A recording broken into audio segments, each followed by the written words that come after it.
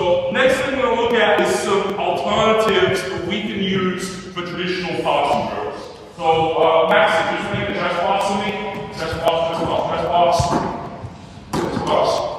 Alright, so this is something we see a lot to improve passing. Again, let's link that back to drilling. This is not improving the skill of passing.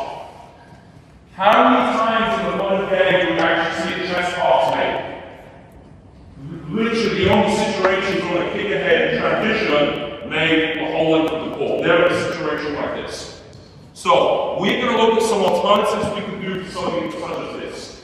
We're going to have Bruno playing defense, keep right here.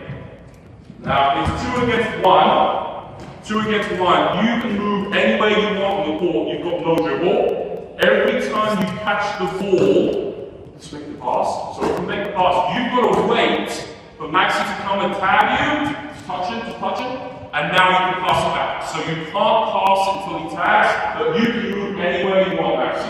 Get it back. He must touch you, and then you're allowed to pass it. Go, play. If you touch the ball, you're going to stop. So about, oh, play, change, in the middle, beat, play, beat, go. Play, play, play.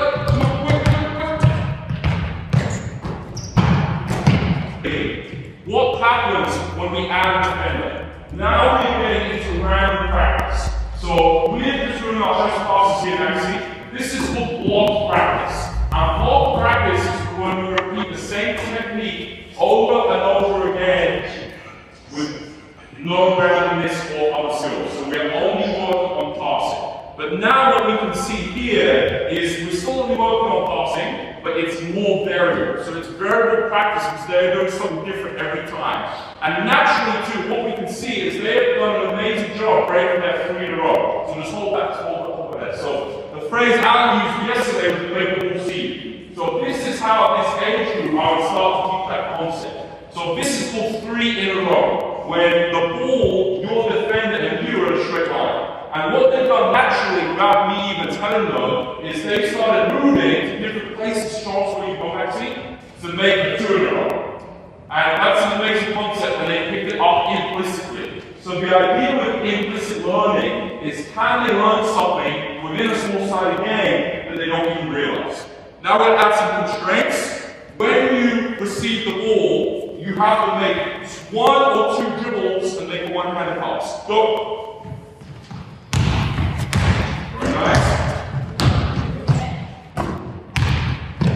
You're starting to see some creativity immediately. They're coming up with fantastic solutions to solve the problem. And that's what creativity means.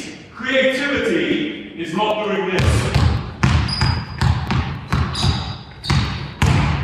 That's not creativity. Creativity is can you solve a problem for the situation you are in. This is called a line drill, which I'm about to show you. Pete, you're going to take 2 dribbles out to me, jump, stop, pivot, pass back. Run to the end of the line, then we're going to go after that. Go, 2 dribbles, jump, stop, pivot, pass. Pass. Go. Yep. Go, go, go. Okay, coaches, I want you to ABC this so you can agree, build, or challenge. This line drill is an effective drill for working on footwork and passing. You agree, build, or challenge the person next to you. Go. You guys do the same. Is this an effective drill for improving passing and footwork? Agree, build, or challenge? Go. Block practice can be an effective tool for the novice players. So if the players are right at the very initial stages of their learning, block practice can be effective. But the thing is with block, all it's there for is comfort and confidence.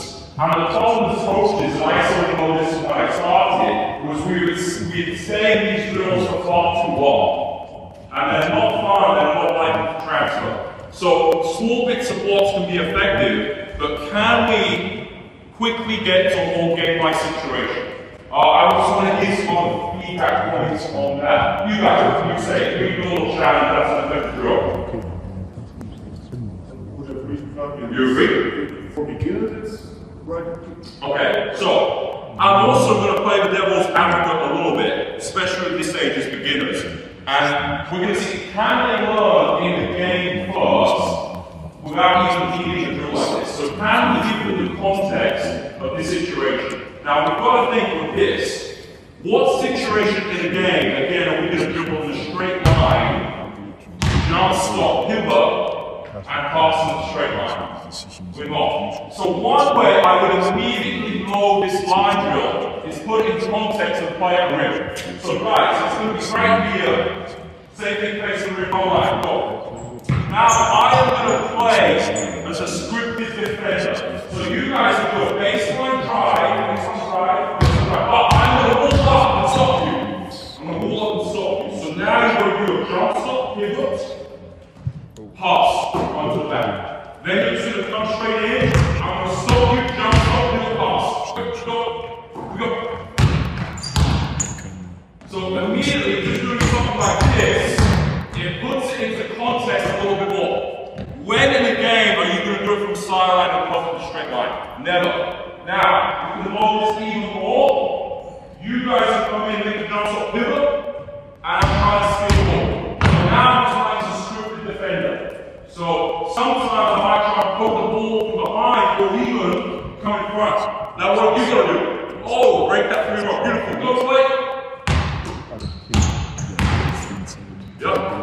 That's okay. Go. Take some drive.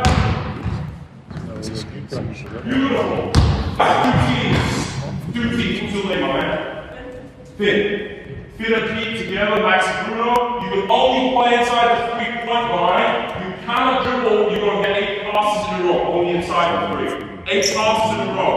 On a deflection or a turnover, our team gets the ball.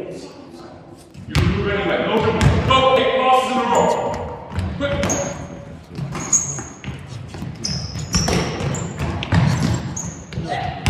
Wait. And ball. How many passes do you guys want to get to win it? 8. How do you guys know what the score is? So this is the thing. Everything we do, which is any type of school side again, you've got to get them used to competing, even at this age. There's a winner, there's a loser, and two you do. Do the same. If you do not use your leadership voice to count, it's a turnover and the other team gets the ball. Go play. No, you didn't count. Back to the ball. 1, 2, 3.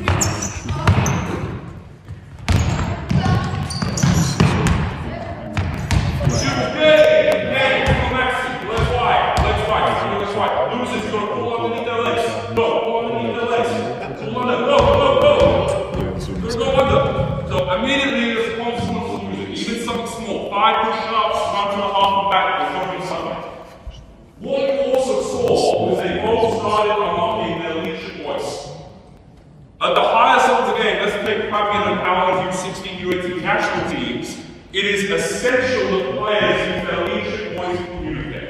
For instance, if we're the low man and we're going across the help, I got you! If we're guarding the ball screen and we're applying defensive coverages, we're coming, quick! So the game requires leadership voices, and you've got to build that up at this stage. And the problem I see in a lot of practices is you only hear one person's voice. I was at the practice over the week at Pete, who's an amazing leader, and I was hearing his voice a lot. But the challenge is now, can we develop the ability for all of them to communicate so they're on the same page? Same game, but you cannot turtle. So a turtle is who will be. Let's say you're playing defense on me.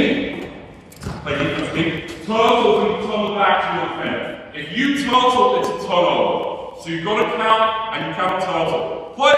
What's the name?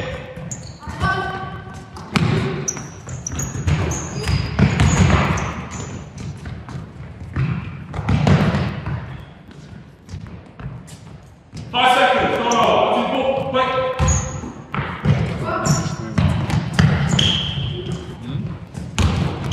So, didn't count, feed your ball.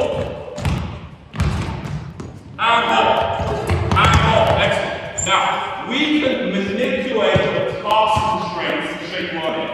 So at the start of the session, I spoke about more individual constraints, playing with different people. So now, I want you to mix the teams up, play with someone different. And we're going to manipulate the space they have to play. When I So guys, now you can only play inside the paint, inside the paint. If you step out, it's out of bounds, it's a turnover. Same rules, go quick.